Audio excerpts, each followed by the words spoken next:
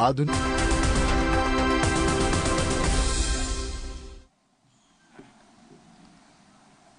जिन्होंने अपने 2 दिवसीय सम्मेलन में बदलते परिप्रेक्ष्य के अंदर किस तरीके से मेरा विकसित भारत 2047 विषय पर आप 2 दिन तक चर्चा करेंगे, मंथन करेंगे, अपने अपने विचारों और दृष्टिकोणों को रखेंगे और एक रोड मैप तैयार करेंगे कि हमारी संस्था का क्या योगदान हो सकता है कि माननीय प्रधानमंत्री जी का संकल्प मिशन को पूरा करने में हम भी महत्वपूर्ण भूमिका निभाएं। इस कार्यक्रम में आज हमारे बीच में लोकसभा के वरिष्ठ सदस्य जो कई बार जिनको मंत्री पद का लंबा अनुभव है, 7 बार के मेंबर ऑफ पार्लियामेंट हैं, अनुसूचित जनजाति क्षेत्र के कल्याण की कमेटी के भी चेयरमैन हैं, श्री पुगन सिंह जी कुलस्ते, हमारी नई दिल्ली की लोकसभा सांसद जो तेजस्वी है, जो अपने विचारों के साथ, अपने संकल्प के साथ परिवार की दृष्टि से भी जो कुछ उन्होंने जीवन में सीखा है, अनुभव प्राप्त किया है, उसमें अपने विचारों को संसद में बखूबी तरीके से रखती है। सुश्री बांसुरी स्वराज, चेयरमैन NIRC,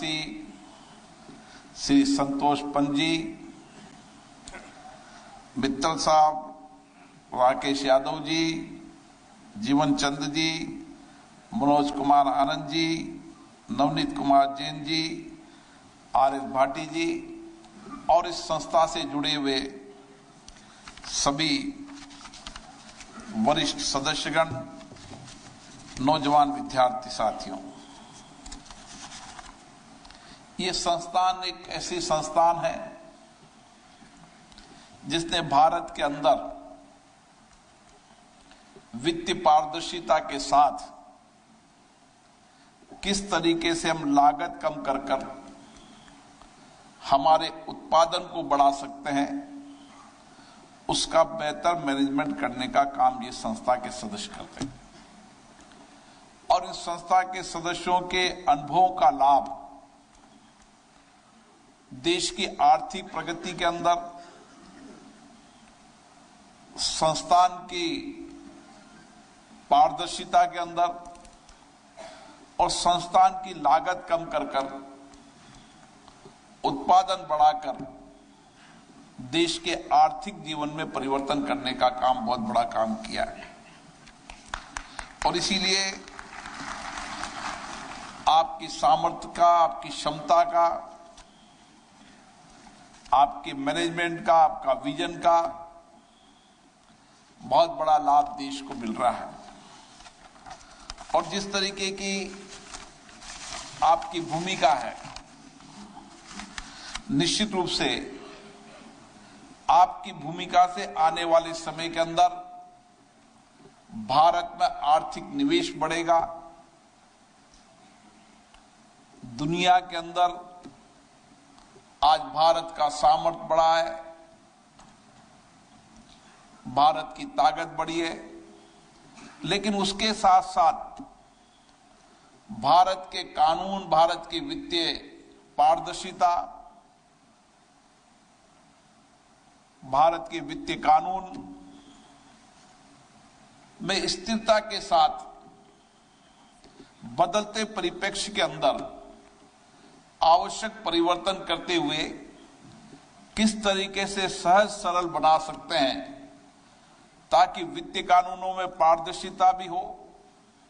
और सरलता भी हो, ताकि हम देश के अंदर आर्थिक निवेश को बढ़ा सकें। और इसीलिए आप देख रहे होंगे कि पहली बार, जहां अभी बासुरी जी ने बताया कि हमने अंग्रेजों के कानूनों को परिवर्तन करने का काम किया, अब भारत सरकार ने एक विजन दिया है कि हम कॉलोनाइजर कानूनों को परिवर्तन करते हुए भारतीय परिप्रेक्ष्य के अंदर भारतीय आर्थिक के आधार पर हम कानूनों को बदलने का काम भी करें और जो कानून आवश्यक नहीं उनको रिपेल करने का भी काम करें। और उसी के साथ आप देख रहे होंगे कि जीएसटी लाया गया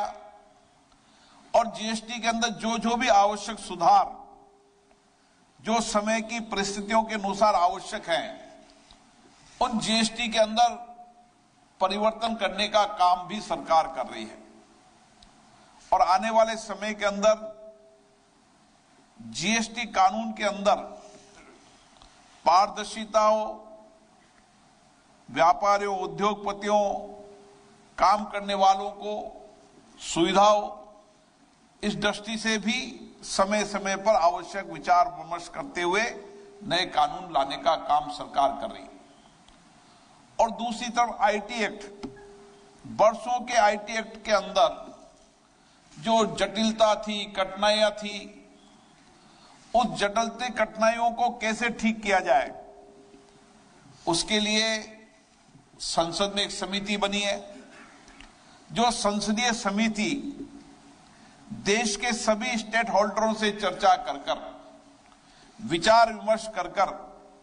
हम किस तरीके का आईटी एक्ट बनाएं, जिस आईटी एक्ट के अंदर सरलता भी हो,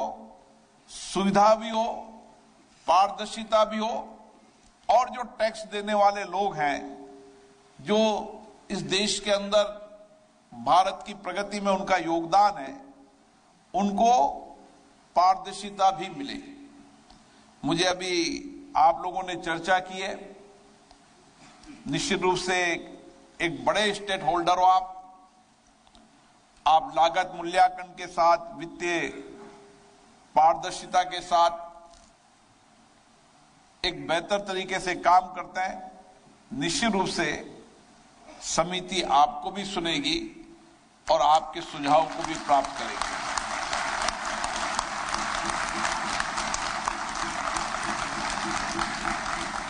क्योंकि भारत के अंदर अगर हमें निवेश का एक बेहतर माहौल बनाना है, हमें अगर निवेश को आकर्षित करना है, तो हमारे वित्त परिचालन नियमों को अंतर्राष्ट्रीय नियमों के अनुसार भी और भारत के बदलती परिस्थितियों के अंदर अधिकतम निवेश आए, उसके अनुकूल बनाने की आवश्यकता है। और इसके लिए कंपनियों कानूनों के अंदर भी परिवर्तन किया है, लेबर लॉ कानून के अंदर भी परिवर्तन किया है। देश जहां जहां भी आवश्यकता समझ रही है, सरकार उस कानूनों को परिवर्तन करने का काम कर रही है। और आज हमें खुशी है कि दुनिया के अंदर भारत अवसरों की धरती है, जहां पर निवेश की संभावना है। और दुनिया के देश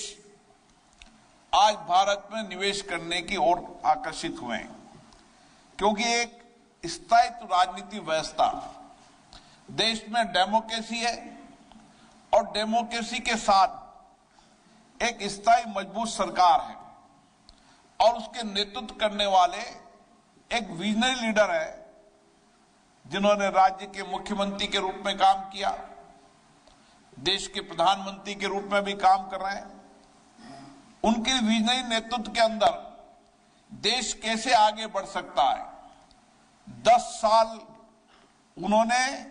भारत को एक निवेश के साथ साथ समाज के सामाजिक आर्थिक परिवर्तन करने के अंदर एक देश को दिशा देने का काम किया है। और आज हम ये कह सकते हैं कि दुनिया के अंदर भारत जहां तेजी से बढ़ती हुई आर्थिक व्यवस्था है, उसी के साथ देश के समाज के अंतिम व्यक्ति के जीवन के परिवर्तन करने के लिए भी नीतियों कार्यक्रमों की इसी तरीके की योजना बनाई जाती। आज भारत के अंदर हम समाज के अंतिम व्यक्ति के जीवन को कैसे परिवर्तन कर सकते हैं। एक ऐसी व्यवस्था हो जिस व्यवस्था के अंदर लोगों को रोजगार मिले, नए रोजगार का सर्जन हो और एक स्किल्ड कुशलता और कौशलता भारत के नौजवानों में हो। आज हमें खुशी है कि दुनिया के अंदर भारत का नौजवान कौशल भी है, कुशलता भी है, लेकिन बदलते परिप्रेक्ष्य के अंदर आज दुनिया के अंदर भारत के नौजवानों की सबसे बड़ी आवश्यकता है। चाहे तकनीकी का क्षेत्र हो, चाहे विज्ञान का क्षेत्र हो, चाहे प्रोफेशनल का हो। आज आप देखिए, चाहे चार्टर्ड अकाउंटेंट हो, चाहे आपके संस्थान के लोग हो, देश में कई बड़ी कंपनियों के सीईओ और फाइनेंस के डायरेक्टर के रूप में काम कर रहे हैं, लेकिन दुनिया के अंदर जिस कंपनियों में आपके संस्थान के लोग सीईओ या फाइनेंस के डायरेक्टर हैं, उस कंपनी को कॉस्ट कम कर ज्यादा प्रॉफिट करने का काम आपने किया। ये हमारे भारत के वित्तीय संस्थानों की ताकत है और इसीलिए भारत के वित्तीय संस्थानों की विशेषता, प्रामाणिकता पूरे देश के अंदर है। मैं आपको बधाई देना चाहता हूं कि आपने 2 दिन की सेमिनार के अंदर इस विषय पर जब आपकी चर्चा होगी तो हम कह सकते हैं कि किस तरीके से भारत के अंदर हर क्षेत्र के अंदर नया परिवर्तन हो रहा है। चाहे इंफ्रास्ट्रक्चर का क्षेत्र हो, चाहे रोड कनेक्टिविटी हो। आज भारत के अंदर रोड कनेक्टिविटी के अंदर हम कह सकते हैं दुनिया के अंदर रोड कनेक्टिविटी की बढ़ने की रफ्तार सबसे ज्यादा तेज है तो भारत के अंदर है। दुनिया के अंदर रेल कनेक्टिविटी और रेल इंफ्रास्ट्रक्चर में अगर सबसे बड़ा काम हो रहा है तो दुनिया में भारत में हो रहा है। एयर कनेक्टिविटी के अंदर नए एयरपोर्ट बनने का काम, बेहतर तरीके के एयरपोर्ट बनने का काम और हवाई सेवाओं को किफायत बनाते हुए उसको आम व्यक्ति तक पहुंचाने का काम हो रहा है तो भारत में हो रहा है। इंफ्रास्ट्रक्चर का कोई सेक्टर नहीं जिस सेक्टर के अंदर नए परिवर्तन नहीं हो रहे और इसलिए एक छत के नीचे सारा इंफ्रास्ट्रक्चर का काम हो और सभी संस्थानें, सभी विभाग मिलकर काम करें। इसलिए गति शक्ति संस्थान बनाने का काम किया है ताकि एक सेक्टर के अंदर एक छत के नीचे काम होगा तो रोड कनेक्टिविटी, एयर कनेक्टिविटी और रेल कनेक्टिविटी के साथ इंफ्रास्ट्रक्चर की गांव दूर दराज के लोगों को सुविधा मिले। आज हम दुनिया जिस चुनौतियों से जूझ रही है, भारत ने उन चुनौतियों को बहुत दूर तक समझा और इसलिए पर्यावरण की चुनौतियां दुनिया के अंदर है। विकसित देशों ने पर्यावरण की चुनौतियों की चिंता तो की, लेकिन उसका रास्ता निकालने का काम नहीं किया। आज भारत ने दुनिया की चुनौतियों को समझते हुए, हमारी जनसंख्या अधिक है, अभी हमें औद्योगिक निवेश उसके परिवर्तन करने की बहुत आवश्यकता भी है, लेकिन हमने इकोलॉजी को भी साथ में रखकर विकास की योजना बनाई है। इसलिए ऊर्जा के क्षेत्र में चाहे सोलर हो, चाहे ग्रीन हो, हर ऊर्जा के अंदर, क्लीन एनर्जी के क्षेत्र के अंदर हमने नए सेक्टर खोलने का काम किया है। और आपने देखा होगा इस बजट के अंदर अब आने वाले समय के अंदर परमाणु ऊर्जा के बाद भारत ऊर्जा में आत्मनिर्भर भी होगा और क्लीन और ग्रीन एनर्जी का जो लक्ष्य है उस लक्ष्य को भी पूरा करते हुए हम देश के अंदर क्लाइमेट चेंज के अंदर भी बहुत बड़ी भूमिका निभाएंगे। और इतना ही नहीं, भारत के प्रधानमंत्री जी ने पूरी दुनिया को संदेश दिया कि पर्यावरण के अनुकूल जीवन शैली, और इसीलिए पर्यावरण के अनुकूल जीवन शैली जीने के लिए भारत के 140 करोड़ लोग आज दिशा की ओर बढ़ चुके हैं। आज पर्यावरण के प्रति हमारा सतर्क है और हम तो वो लोग हैं जो पेड़ की भी पूजा करते हैं, पर्यावरण की भी हम पूजा करते हैं, मिट्टी के अंदर बैठे हुए उस माँ को माँ समझते हैं, पेड़ की पूजा करते हैं, सूर्य को देवता मानते वो लोग हैं। इसलिए पर्यावरण के प्रति भी हम सजग हैं। ऐसी दुनिया के अंदर जितनी भी चुनौतियां हैं, उन दुनिया की चुनौतियों का समाधान भी भारत में निकल रहा है। इसलिए चाहे इनोवेशन के सेक्टर में हो, चाहे नए रिसर्च के सेक्टर में हो, चाहे स्पेस के सेक्टर के अंदर, हर सेक्टर के अंदर आज भारत आगे बढ़ रहा है। ये विकसित भारत का रोड मैप है। इसलिए आप 2 दिन तक चर्चा करेंगे। आपकी चर्चा, संवाद, बातचीत से हमें विकसित भारत का रोड बनाने में बहुत लाभ मिलेगा। और इसीलिए मैं आपसे निवेदन करना चाहता हूं कि आप दुनिया के परिप्रेक्ष्य के अंदर भारत में जो परिवर्तन हो रहा है और उस परिवर्तन की क्या दिशा हो सकती है, क्या रोड मैप हो सकता है, ताकि हम हमारी कॉस्ट को कम करते हुए अधिक उत्पादन और वित्त पारदर्शिता लाकर किस तरीके से विकसित भारत के रोड मैप को तैयार कर सकते हैं, उसमें आपका बहुत बड़ा योगदान होगा। मैं आप सबको इस कॉन्फ्रेंस के लिए बहुत बहुत शुभकामनाएं देता हूं, बधाई देता हूं। और निश्चित रूप से जब 2 दिन का चर्चा, संवाद, मंथन के बाद जो आपका पेपर बनेगा, वो निश्चित रूप से भारत की सरकार को भी, अन्य संस्थान को भी एक मार्गदर्शन करने का काम करेगा। आप सबको बहुत बहुत शुभकामनाएं। धन्यवाद।